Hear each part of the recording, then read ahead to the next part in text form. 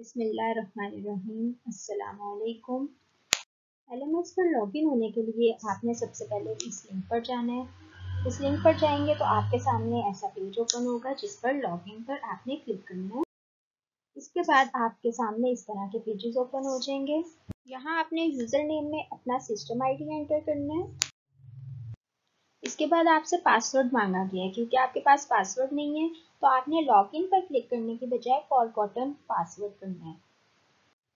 Forgotten password किए हुए आपके सामने एक ऐसा पेज ओपन होता है जिस पर आपसे दोबारा से यूजर नेम मांगा जाता है या फिर अपना ईमेल एड्रेस मांगा जाता है। तो आप अगर सिर्फ यहाँ पर अपना यूजर नेम भी एंटर करेंगे और सर्च पर क्लिक करेंगे तो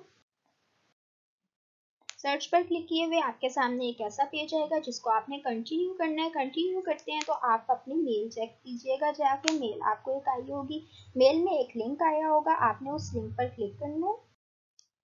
लिंक पर आप क्लिक करते हैं तो आपके सामने लिंक पर क्लिक किए हुए आपके सामने एक इस तरह का पेज ओपन होता है जिस पर लिखा हुआ होता है न्यू पासवर्ड और न्यू पासवर्ड अगेन। यहाँ पर आपने अपना पासवर्ड क्रिएट करना है जो आपने इन इंस्ट्रक्शंस को फॉलो करते हुए करना है। फॉर एग्जांपल, शुक्रिया।